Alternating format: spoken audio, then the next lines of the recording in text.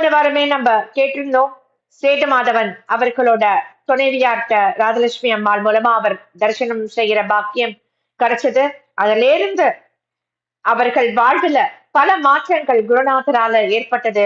எங்க தாரக மந்திரமே ஸ்ரீ குரு பாக்கிமாம், பரமதயாளோ பாக்கிமாம், ஸ்ருங்கேரி ஜெகத்குரு பாக்கிமாம், பாரதி தீர்த்த பாக்கிமாம் தான் எங்களுடைய தாரக மந்திரம் அப்படின்னு சொல்றாரு இல்லையா.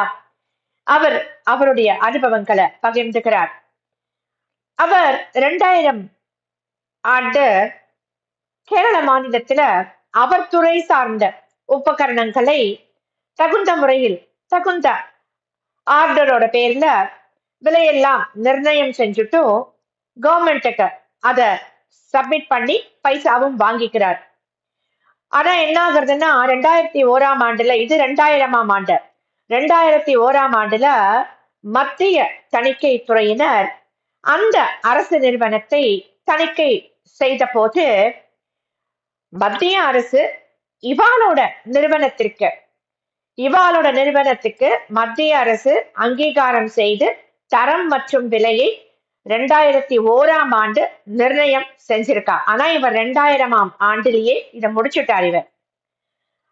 ஆனா 2001ஆம் ஆண்டு நிர்ணயம் செய்திருந்தது இல்லையா, அந்த நிர்ணயித்த விலையை விட அதிக விலை தந்து கொள்முதல் செஞ்சதால இந்த கவர்மெண்ட்டுக்கு சுமார் ஒரு 4 லட்சத்துக்கு மேல இழப்பு ஏற்பட்டுடுது. அதனால அவ என்ன பண்றா, இவாளுடைய நிறுவனம் தான் அதை கொடுக்கணும் அப்படின்னு தணிக்கை நிறுவனத்திட்டேந்து இவாளுக்கு மத்திய அரசு தணிக்கை குழுட்டேந்து இவாளுக்கு அரசுக்கு சர்க்குலர் வந்து, அரசுல இருந்து இவாளுக்கு சர்க்குலர் வந்துடுச்சு, நீங்க 4 லட்சம் ரூபாய் நீங்க காம்பன்சேட் பண்ணணும் அப்படின்னு சொல்லிட்டு. ஆனா இவருக்கு என்னன்னா, தவறு எங்க பேர்ல எங்க நிறுவனத்திட்ட கிடையாதுன்னு சொல்றாரு அவர். ஏன்னா மத்திய அரசு விலை நிர்ணயம் செய்யறதுக்கு முன்னாடியே அவர் பர்ச்சேஸ் ஆர்டர் வாங்கிட்டார். அரசோட ஒப்பந்தமும் கவர்மெண்டோட ஒப்பந்தமும் போட்டாச்சு. அதனால புதுசான அந்த விலை வந்து இவரை கட்டுப்படுத்த முடியாது அப்படின்னு வக்கீல்கள் மூலமா இவர் கோர்ட்ல வாதாடுறார். ஆனா அதை ஒப்புக்கொள்ளல தணிக்கை துறையினர். வட்டியோட சேர்த்து 4,60,000 கட்டணும் அப்படின்னு கண்டிப்போட சொல்லிட்டா. இவருக்கு என்ன பண்றதுன்னு தெரியல. ஏன்னா நம்ம தப்பு பண்ணல, தப்பு பண்ணாத போது நம்ம எப்படி இதை கட்டுறது, அவர்கிட்ட அவ்வளவு பணங்களும் கிடையாது. நம்ம இதை கட்டணும்னா நம்ம வீடை வித்துதான் நம்ம வந்து இதை கட்டணும் அப்படின்ட்டு அவர் என்ன பண்றார், ஆச்சாரியாள்கிட்ட நம்ம போய் சரணடைஞ்சிருவோம் அப்படின்னு அங்க வரார். வந்துட்டு அவர்கிட்ட விவரமா எல்லாம் சொல்றார். ஆச்சாரியாள்கிட்ட அவர் பிரச்சனை எல்லாம் சொல்றார். நான் எந்த தப்பும் பண்ணல, அப்படி நான் தான் பண்ணியிருந்தேன்னா என்னோட வீட்டை வித்து நான் அந்த பணத்தை கட்டிடுவேன் அப்படின்னு சொல்றார்.